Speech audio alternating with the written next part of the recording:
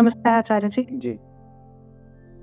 अ, आचार्य जी, मैं 1 साल से आपके यूट्यूब वीडियोज़ सुन रही हूँ और पिछले 2 महीने से सत्र से जुड़ी हूँ, लाइव सत्र से। जो भी कर्म मैंने मेजॉरिटी लाइफ में किए हैं, उनकी पॉइंटलेसनेस क्लियर हो गई है। तो मैं एक डेटा इंजीनियर हूँ, तो मुझे ऐसा लगता था कि मैं दिन भर काम में लगी रहती थी। मुझे लगता था शायद मुझे इस काम से प्रेम है, इस वजह से करती हूँ। पर थोड़ा-सा चिंतन करने पे समझ आया कि जो रीज़न था वो बहुत ही पॉइंटलेस रीज़न था।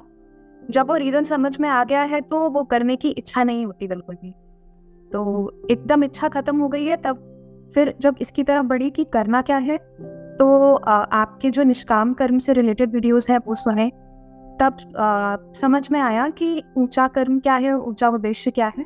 वो हमेशा से पता था, पर कभी उधर ध्यान नहीं दिया। पर जब से थोड़ा सुना है गीता के बारे में, जब भी आपसे सुन रही हूँ, तो ये चीज़ क्लियर हुई है। अब कुछ महीनों से प्रिपेयर कर रही हूँ कुछ करने के लिए, जो थोड़ा ज़्यादा पर्पसफुल है और अलाइन करता है। और पर उसको करने के लिए जो संसाधन इकट्ठे करने पड़ेंगे, उसके लिए वही करना पड़ेगा जो अभी कर रहे हैं। और पर वो उसकी पॉइंटलेसनेस जब दिख गई है, तो उसमें मन नहीं लग रहा है। और जो काम सुबह से रात तक बहुत मन लगा के करती थी, उसमें अब बिल्कुल मन नहीं लग रहा है, क्योंकि उसका एक्चुअल रीज़न दिख गया है। तो ऐसे में क्या करना चाहिए? अच्छा, आप यात्रा करते हो मंजिल पाने के लिए, है ना? तो मन तो किसमें लगना ही चाहिए, मंजिल में। पर यात्रा के बिना मंजिल मिलेगी नहीं, और यात्रा में तो मन लग ही नहीं सकता। पथ में किसका मन लगेगा भाई? रास्ते में किसका मन लगेगा? हमारा मन तो मंजिल में लगा हुआ है ना। लगना भी चाहिए, मंजिल का ही तो प्रेम है जो हम यात्रा करते हैं। लेकिन प्रेम जब मंजिल से है, तो ये रास्ते में जो इतनी चीजें आती हैं, ये कोई बहुत प्यारी तो होती नहीं है। इनको तो बस पार करना होता है। उधर मंजिल है, उससे प्यार करना है, और रास्ते को बस पार करना है। लेकिन जिंदगी बीतती किसके साथ है? मंजिल के साथ कि रास्ते के साथ? रास्ते के साथ। अब इंसान पैदा हुई है तो यही भुगतना पड़ता है। जिससे प्यार करना है वो मिलता नहीं, और जो मिलता है उसे बस पार करना है। और अब क्या करें? देह धरे का दंड है। मैं 15 साल से एक ही बात बोले जा रहा हूं। मेरा कोई बहुत मन लगता है? मैं कोई नई बात बोल रहा हूँ? ये बात मैं 100 बार पहले और बोल चुका हूँ। गीता के इन्हीं श्लोकों पे पता नहीं, याद भी नहीं कि कोई मन लगता है क्या। लेकिन बस ऐसे ही है, करना होता है। तो मुक्ति शायद यही है। मुक्ति की तरफ यात्रा करते जाओ, यही मुक्ति है। कोई आखिरी मुक्ति नहीं मिलनी है। प्यार की खातिर बाकी सब पार करते जाओ, यही मुक्ति है। जिसके लिए पार कर रहे हो वो तो शायद कभी भी नहीं मिलेगा, या शायद पार करने में ही मिलना है उसका। ये बात समझिएगा। ये साधारण यात्रा नहीं है कि जिसमें आप कहें कि अभी डेटा इंजीनियर हूं, अब छोड़ के मैं कुछ और बन जाऊंगी। मैं क्या बन जाऊंगी? अब मैं कुछ स्पिरिचुअल इंजीनियर बन जाऊंगी। वो तो कभी होता ही नहीं। वो तो कभी भी नहीं होता। जैसे आपको अपना जो भी डेटा इंजीनियरिंग का काम है, उसमें आपको दिखाई देता होगा ये क्या है, क्या करनी। मैं दिन भर ऐसे काम करता हूं जो मुझे यही दिखाई देता है मैं करके आ रहा हूं। यही है जिंदगी। तो फिर कैसे करे जाते हो? कैसे लेते हैं आप? मंजिल के प्यार में सब झेल लेते हैं। दिन भर पता नहीं क्या क्या झेलता हूं, कैसे कैसों को झेलता हूं, अपने आप को झेलता हूं।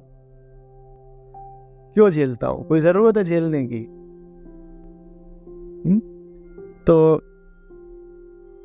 एक व्यक्ति है जो दुर्दशा में जी रहा है, ठीक है, उसको हम कहते हैं वो बंधन में है। तो फिर मुक्त पुरुष कौन होता है? अब सुनिए राज की बात। वो भी दुर्दशा में ही जी रहा होता है, लेकिन उसकी निगाहें मंजिल की ओर होती हैं। अंग्रेजी में एक कहावत है, खोज लिया किसकी है याद नहीं है। All of us are in the gutter but some of us are looking at the sky. सारे के सारे गटर में पड़े हुए हैं, लेकिन कुछ ऐसे देख रहे हैं क्या खूबसूरत रात है, पूर्णिमा का चांद खिला हुआ है, चांदनी बरस रही है, तारे टिमटिमा रहे हैं। तो यही मुक्ति है। देह तो गटर है जब तक आप जिंदा हैं तो दुर्दशा तो बनी रहेगी, बस यात्रा करती रहिए। मन अंततः लग ही जाए ऐसा नहीं कुछ मिलने वाला, तभी तो यात्रा करते रहनी है ना। कोई अपने आप को सांत्वना मत दीजिएगा कि एक दिन ऐसा आएगा जब बिल्कुल स्वर्ग उतर आएगा जमीन पर, या आपको एनलाइटनमेंट मिल जाएगा। कुछ नहीं, सब ऐसे ही चलना है। चला जाता हूं किसी की धुन में। तो यात्रा तो ऐसी ही रहेगी। गड्ढे हैं, ये है, वो है, नालायक लोग हैं, एक से बढ़कर एक ट्रक ड्राइवर घूम रहे हैं रास्ते में। बताइए, सिंगल लेन सड़क और आपके पास है मोपेड और सामने से आ रहा है 16 पहिए वाला ट्रक। चला रहा है उसको हरियाणा का ताऊ। ये है जिंदगी। साहब ने कहा है, कितना प्यारा कहा है, जो रो तो बल घटे, हंसूं तो राम रिसाए। ये जिंदगी है। न रो सकते न हंस सकते, बस यात्रा कर सकते हैं। और जो ये यात्रा कर लेंगे ठीक ठीक। साधन में ये मत देखिए कि मन लग रहा है कि नहीं। साधन प्यारा है अगर साध्य की ओर ले जा रहा है। आपकी जॉब है अगर वो आपको मुक्ति की दिशा में ले जाने में सहायक हो रही है, साधन संसाधन दे रही है, तो इसलिए प्यारी है। अब ये नहीं देखिए कि मन लग रहा है कि नहीं लग रहा। इतना ज्यादा नहीं मांग करते जिंदगी से। जिंदगी इतना किसी को नहीं देती कि मुक्ति की ओर भी जाएं और उसमें पैसे भी मिलते रहें और ये भी होता रहे, सब अच्छा अच्छा रहे। कुछ नहीं। जो कुछ भी मुक्ति की ओर ले जा रहा है वो बुरा भी है तो उसको अच्छा मानिए। धीरे धीरे फिर बंधन खुलते भी रहते हैं। जो भी आपको अभी पैसे रुपए या किसी चीज की आवश्यकता है वो भविष्य में हो सकता है कम हो जाए। ऐसे ही यात्रा करनी होती है, कोई चमत्कार नहीं, कुछ नहीं। ऐसे थोड़ी होगा कि आप बिल्कुल ऐसे करेंगे तभी इंद्रदेव प्रसन्न हो जाएंगे, कहेंगे मांगो पुत्री। अब पुत्री कहेगी कि मुझे 1 करोड़ स्वर्ण मुद्राओं का आशीर्वाद मिले ताकि मैं अपनी जॉब छोड़ सकूं। ऐसे नहीं होता। मैं जब IIM से निकला था तो मेरे ऊपर मेरा एजुकेशन लोन था पूरा, और वहाँ पढ़ने के लिए भी मैंने और दोस्तों वगैरह से कुछ ले लिया था, क्योंकि IT के जो लोग थे वो तो तब तक अमेरिका जा चुके थे, वहाँ जाके सॉफ्टवेयर में डॉलर कमाने लगे थे। मैंने उनसे भी कुछ पैसे लिए थे, घर से नहीं लेता था। तो बाहर निकला तो ऊपर एजुकेशन लोन भी है और भी कर्ज हैं। क्या करोगे? 3-3.5 साल नौकरी करी, क्या किया? तो मैंने एक अपने लिए एक्सेल शीट बनाई थी, उसको नाम दिया था फ्री मैन इन मार्च।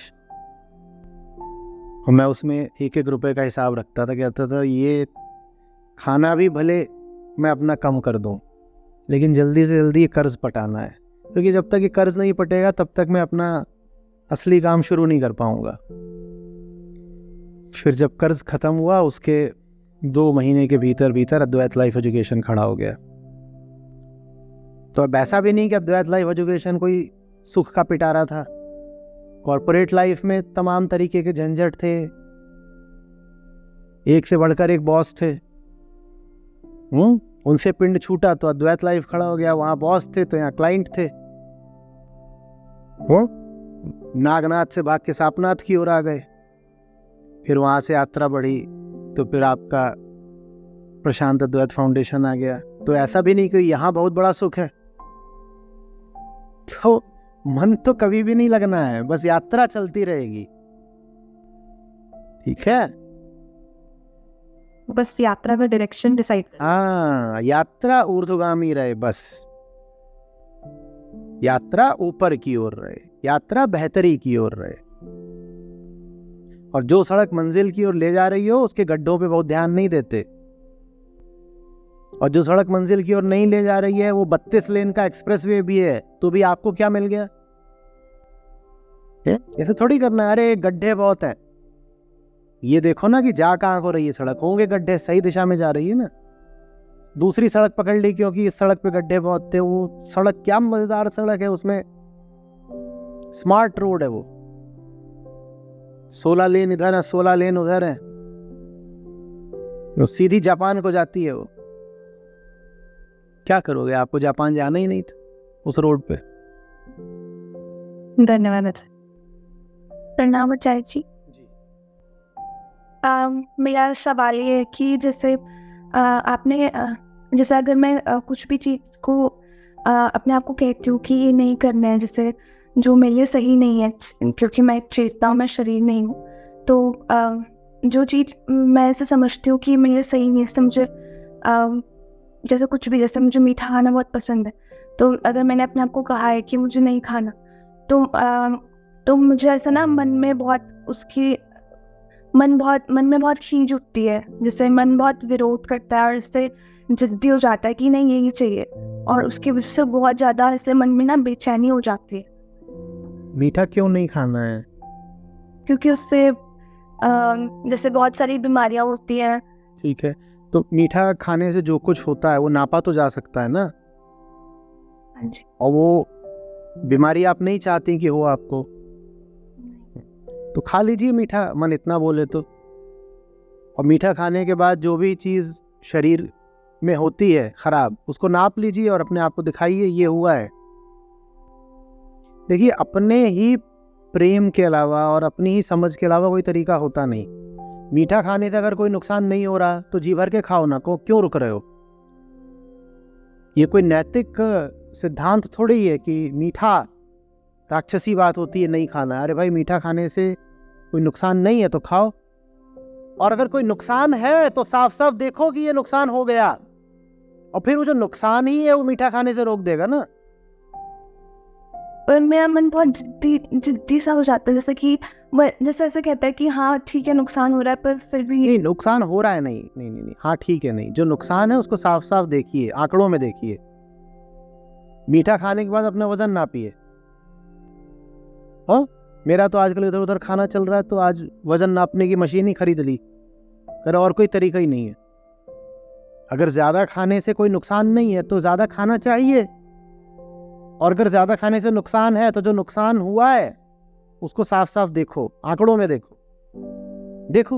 जैसे मुंह पे किसी ने तमाचा मार दिया हो कि बेटा बैठ गए 2.5 किलो बढ़ा के। क्या होता है ना कि आप मन को सही तर्क और प्रमाण नहीं दे पाते, आप बस मन को नैतिक सिद्धांत दे देते हो। जैसे बच्चों को बोला जाता है बेटा फलाना काम मत करना, वो पूछे क्यों तो कोई जवाब ही नहीं होता। वैसे अपने साथ करते हैं, मीठा मत खाना, क्यों, कोई जवाब ही नहीं है।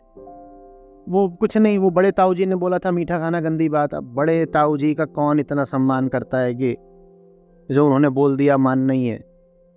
मीठा खाने से जो नुकसान है उस नुकसान को नापो ना साफ साफ। मीठा खा लिया, चलो नुकसान नापते हैं, फिर अगर नुकसान सही नापा होगा तो मीठा खाना अपने आप कम होगा। आज क्या कह रहे थे कृष्ण, हमने बात करी थी ना, आप जितना प्रकृति की ओर जाते हो उतना क्या हो जाओगे, अशांत। और आपका स्वभाव क्या है, शांति। तो आप जितना अशांत होगे उतना ज्यादा शांति आपको खींचेगी। ये मान लीजिए स्प्रिंग है, ठीक है, यहां से इसको मैंने पकड़ रखा है, स्प्रिंग को। इसको मैं जितना इधर खींचूंगा स्प्रिंग उतना ही ज्यादा क्या करेगी, बैक बाउंस करेगी। हाँ, क्योंकि इसकी जो नेचुरल स्टेट है वो ये है कि बस इतनी इसकी लेंथ रहे। हर चीज अपने नेचर की ओर जाना चाहती है, ये नियम है। हर चीज अपने नेचर की ओर जाना चाहती है। तो स्प्रिंग का नेचर है कि वो इतनी सी रहे, पर मैंने स्प्रिंग को पकड़ के इतना खींच दिया तो अपने नेचर की ओर भागेगी। इसी तरीके से मन का स्वभाव है शांति, मन का नेचर है शांति।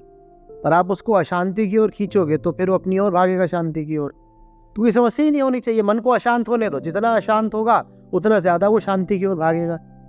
हाँ, आपने तो बोल दिया कोई समस्या नहीं होनी चाहिए, पर समस्या तो है, क्योंकि हमने ऐसे लोग देखे हैं जो अशांत हो जाते हैं फिर शांति की ओर वापस ही नहीं आते। वो एक अशांति से और ज़्यादा बड़ी अशांति की ओर भाग जाते हैं, देखे ना ऐसे लोग। लेकिन आप तो बोल रहे हैं मन स्प्रिंग की तरह होता है, अशांत होगा तो और ज़्यादा तेज़ी से आएगा शांति की ओर। स्प्रिंग का नियम याद है ना, पढ़ा होगा क्लास में, F=-kx बोलते हैं, है ना, -kx। अब x का क्या मतलब होता है, कितना एक्सटेंशन कर दिया उसका, और माइनस क्यों लगाते हैं कि x की जो डायरेक्शन होगी उससे ऑपोजिट डायरेक्शन में फोर्स काम करता है ना। तो होना तो ये चाहिए कि जो जितना अशांत हुआ है उसकी अशांति ही उसको शांति की तरफ वापस भेज दे, कि आप अशांत हुए हो तो अशांति आपको वापस भेज देगी। पर ऐसा नहीं होता। क्यों नहीं होता? क्योंकि आप अपने आप को अपनी अशांति का कोई प्रमाण ही नहीं देते। आपके पास वजन नापने की मशीन ही नहीं होती। आप अपने आप को प्रमाण दो ना कि आपके साथ गड़बड़ हो गई है। जब प्रमाण दे दोगे तो अपने आप वापस आना पड़ेगा नेचुरल स्टेट की ओर। आपके साथ गड़बड़ होती रहती है, आप गड़बड़ को छुपाते रहते हो। आपके साथ जो गड़बड़ हुई है उसको खोजो। इसलिए मैंने आंकड़ों की बात करी। आंकड़ों के साथ कोई तर्क नहीं कर सकता, आंकड़ों के साथ बहस नहीं जीती जा सकती। आंकड़ा तो आंकड़ा है।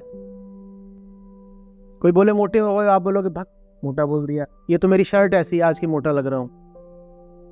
लेकिन एक बार खड़े हो गए वेइंग स्केल पे, उसने दिखा दिया 106 किलो के हो गए। अब बता दो कि शर्ट्स का वजन है इतना, है ना। तो इसलिए अपनी जिंदगी में जो भी कुछ कर रहे हो उसमें ऑब्जेक्टिव होना बहुत जरूरी है। देखो कि आपने जो भी कुछ किया उसका आपके ऊपर परिणाम क्या आया। वो जो परिणाम होगा वही आपको आपकी नेचुरल स्टेट में, माने सही दिशा की ओर वापस भेज देगा। इसी को कहते हैं सेल्फ नॉलेज, आत्म अवलोकन, अपनी जिंदगी के हाल का पता होना। मीठा खाने से इतना ही थोड़ी होता है कि वजन बढ़ जाता है, और भी चीजें होती हैं मीठा खाने से। मीठा खाने से जबरदस्ती का मन को एक हाई मिल जाता है। मैं उसी के लिए खाती हूँ। हाँ, तो उसको खाने से क्या होगा? उस खाने से होगा कि जहाँ वास्तविक समस्या वो छुप जाएगी। मन इसलिए जो है वो अशांत था क्योंकि कहीं साहस की जरूरत थी, साहस दिखाया नहीं। साहस दिखाया नहीं तो मन ऐसे छोटा सा हो गया था, निराश था। तो असली समस्या थी साहस की कमी। तो साहस जगाने की जगह शक्कर चबा ली। इससे क्या होगा? साहस से और दूर हो गए। भाई मन में एक निराशा है, जैसे मन थोड़ा सा डिप्रेस्ड हो। और क्यों है? क्योंकि कहीं कोई चुनौती है जिसका साहस के साथ सामना करना चाहिए, पर साहस का विकल्प किसको बना लिया? शुगर को। तो जो चुनौती थी वो अभी भी अनुत्तरित रह गई। अगली बार चुनौती और बड़ी होके आएगी और आप और कमजोर हो जाओगे। तो जो भी कुछ हो रहा है उसको ये मत बोल दो ये तो अच्छा ही होता है तो बुरा ही होता है। डूज डोंट्स ऐसे नहीं करते। कहते ठीक है शक्कर खा लूंगी, बताओ क्यों खा रही हूं और उसका अंजाम क्या हो रहा है, और वो अंजाम साफ साफ महसूस करिए। वही चीज फिर आपको सही दिशा में वापस भेज देगी। जिस वक्त खाती हूँ उस समय वो बहुत रिलीफ देता है। हाँ तो खा लो उस वक्त खा लीजिए, और फिर उससे जो कुछ भी और हो रहा हो आपके साथ उसको नापिए भी। तो शक्कर तो क्या है? एक फिजिकल चीज ही है। वो भीतर जा रही है तो कुछ फिजिकली काम भी कर रही है कि उसको नापा जा सकता है, फिजिकल है, उसको नापिए ना। जैसे जो लोग सिगरेट पीते हैं उनके लिए अच्छा है कि वो नापे कि उनके फेफड़ों में कितना भर गया है तार और ये सब। उसके तरीके होते हैं, नापा जा सकता है, नाप लो। जो ज्यादा उल्टा पुल्टा खाते हैं उनके लिए तो ज्यादा आसान है, वजन ही नाप लो, बस काम हो गया।